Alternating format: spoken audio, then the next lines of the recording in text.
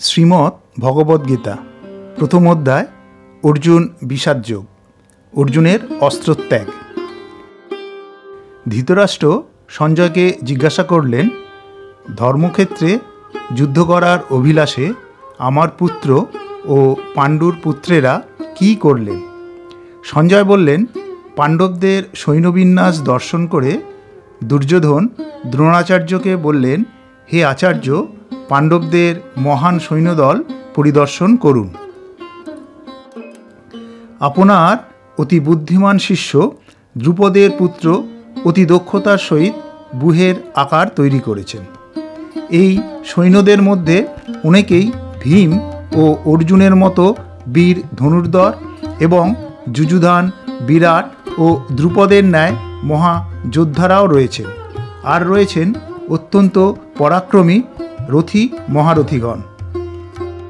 আমাদের হয়ে যে সকল বিশিষ্ট সেনাপতি এই যুদ্ধ পরিচালনায় আছেন তারা আপনার ন্যায় ব্যক্তিত্ব সম্পন্ন। উপস্থিত আছেন ভীষ্ম, কর্ণ, কৃপ, অশ্বত্থামা, বিকর্ণ এবং সোমদত্তপুত্র ভূরিশ্রবা, যারা সর্বক্ষেত্রে সর্বদা যুদ্ধে জয়লাভ করেছেন। এছাড়াও বহু যোদ্ধা রয়েছেন যারা নিজের জীবন ত্যাগ করতেও প্রস্তুত। আমাদের অসংখ্য সৈন্যসেনা ও পিতামহ ভীষ্মের দ্বারা সম্পূর্ণরূপে সুরক্ষিত, কিন্তু ভীম কর্তৃক সুরক্ষিত পাণ্ডবদের সৈন্য সংখ্যা অতি সীমিত। তাই আপনারা নিজ নিজ দায়িত্বে সেনাবিন্যাসপূর্বক পিতামহ ভীষ্মকে পূর্ণ সহযোগিতা করুন। এমন সময় কুরুশ্রেষ্ঠ ভীষ্ম সিংহের গর্জনের ন্যায় উচ্চনাদে তার শঙ্খ বাজালেন। সেই সঙ্গে শঙ্খভেদী পবনানক ঢাক ও গোমুখ শিঙা সকল একত্রে বেজে এক তুমুল শব্দের সৃষ্টি করল। অন্যদিক হতে শুভ্র অশ্বসমূহযুক্ত এক দিব্য রথে আসীন হয়ে শ্রীকৃষ্ণ তার পাঞ্চজন্য ও অর্জুন তার দেবদত্তক নামক দিব্য শঙ্খ বাজালেন। ভীম বাজালেন পৌণ্ড্র নামক তার ভয়ঙ্কর শঙ্খ। যুধিষ্ঠির অনন্ত বিজয় শঙ্খ, নকুল ও সহদেব সুঘোষ এবং মণিপুষ্পক নামক শঙ্খ বাজালেন।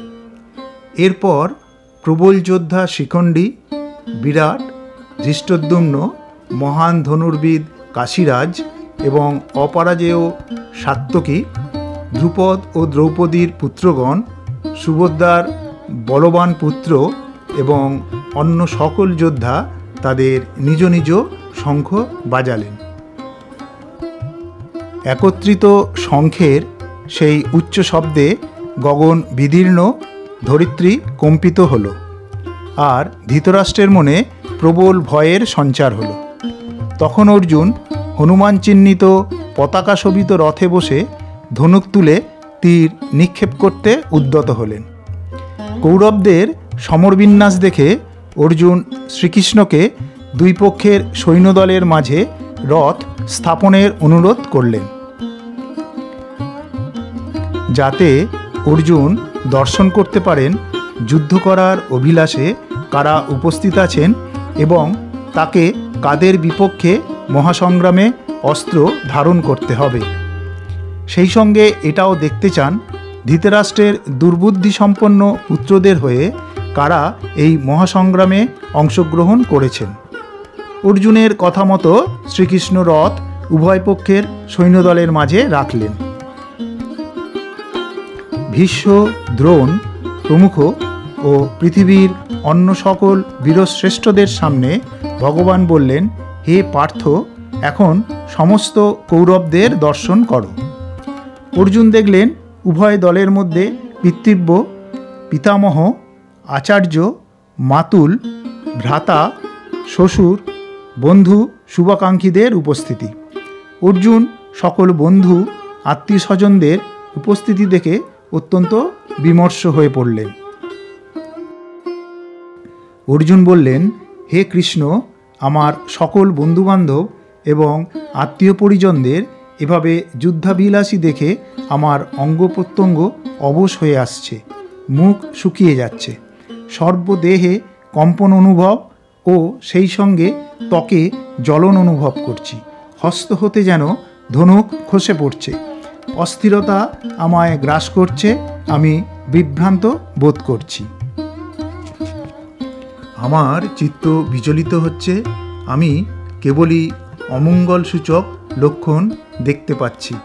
হে কৃষ্ণ, আত্মীয় পরিজনদের হত্যা করা ভালো নয়। আমি যুদ্ধ জয়লাভের ইচ্ছা ত্যাগ করছি, রাজ্য সুখভোগের কামনা আর করি না। আমাদের রাজ্যের কি দরকার? সুখভোগ ও জীবন ধারণেরই বা কি প্রয়োজন? যাদের জন্য রাজ্য ও সুখভোগের কামনা দেখতে পাচ্ছি, তাদের সকলেই এই রণভূমিতে উপস্থিত আছেন। প্রাণ ও ধনসম্পদের আশা ত্যাগ করে আচার্য, পিতৃব্য, পুত্র, মাতুল, শ্বশুর, পৌত্র, শ্যালক এবং আত্মীয় স্বজন প্রায় সকলেই এই যুদ্ধে উপস্থিত হয়েছেন। এক্ষণে আমায় তারা হত্যা করলেও আমি তাদের বধ করতে যাব কেন? হে জনার্দন, পৃথিবীর কথা তো ছেড়েই দিলাম, এমনকি সমস্ত ত্রিভুবনের বিনিময়েও আমি এই যুদ্ধে অবতীর্ণ হতে প্রস্তুত নই। ধৃতরাষ্ট্রের পুত্রদের হত্যা করে কি আমরা সন্তোষ লাভ করে বাঁচতে পারব? এইরূপে স্বজনদের হত্যা করলে মহাপাপে আমরা নিমজ্জিত হব। তাই ধৃতরাষ্ট্রের পুত্রদের হত্যা করা কখনো উচিত হবে না। হে মাধব, আত্মীয় পরিজনদের সংহার করে কি লাভ? এতে কেমনে আমরা সুখী হব? যদিও কৌরবেরা রাজ্যলোভে কুলক্ষয়জনিত দোষ ও মিত্রদ্রোহে পাপ দেখতে পারছেন না, কিন্তু আমরা কিরূপে কুলক্ষয়জনিত দোষ জেনেও এই পাপকর্মে উদ্যত হব। কুলক্ষয়ের ফলে সনাতন কুলধর্ম নষ্ট হবে এবং সম্পূর্ণ বংশ অধর্মে পতিত হবে। হে কৃষ্ণ, অধর্মের ফলে কুলবধূগণ ব্যভিচারী হয়ে ওঠেন এবং কুলস্ত্রীগণ অসৎ চরিত্রের অধিকারিণী হওয়ার ফলে অবাঞ্ছিত প্রজাতির জন্ম হয়। অবাঞ্ছিত বর্ণসংকর সন্তানের জন্ম বৃদ্ধি পেলে কুল ও কুলঘাতকেরা নরকে গমন করেন। সেই কুলে তর্পণ ক্রিয়া ও পিণ্ডদান কর্ম অবলুপ্ত হওয়ায় তাদের পিতৃপুরুষেরাও নরকে পতিত হন। যাদের দ্বারা বংশের সুনাম নষ্ট হয় এবং অবাঞ্ছিত সন্তানাদির জন্ম হয়, তাদের দুষ্কর্মের কারণে সকল ধরনের জাতীয় উন্নয়ন প্রকল্প ও সেই সঙ্গে বংশের কল্যাণ ধর্ম সব উচ্ছন্নে যায়। ফলস্বরূপ সনাতন জাতিধর্ম ও কুলধর্ম নষ্ট হয়। হে জনার্দন, আমি জ্ঞাত হয়েছি যে যাদের কুলধর্ম নষ্ট হয়েছে তাদের প্রতিনিয়ত নরকের যন্ত্রণা সহ্য করতে হয়। হায়, এ কী দুঃখের বিষয়! রাজ্য সুখ লাভের আশায় নিকট আত্মীয় স্বজনদের সংহারে লিপ্ত হয়েছি, আর এই কর্মের ফলে আমরা মহাপাপে নিমজ্জিত হচ্ছি। প্রতিরোধবিহীন ও নিরস্ত্র থাকা অবস্থায় যদি অস্ত্রধারী ধৃতরাষ্ট্রের পুত্রেরা আমায় হত্যা করেন, তাহলে আমার অত্যন্ত মঙ্গল হয়। কুরুক্ষেত্রের রণভূমিতে এই সকল কথাগুলি বলে যুদ্ধ না করার অভিলাষে অর্জুন ধনুর্বাণ ত্যাগ করলেন এবং শোক ও ভারাক্রান্ত হৃদয়ে রথের ওপর বসে পড়লেন। এখানেই শেষ হলো গীতার প্রথম অধ্যায়, অর্জুন বিষাদ যোগ।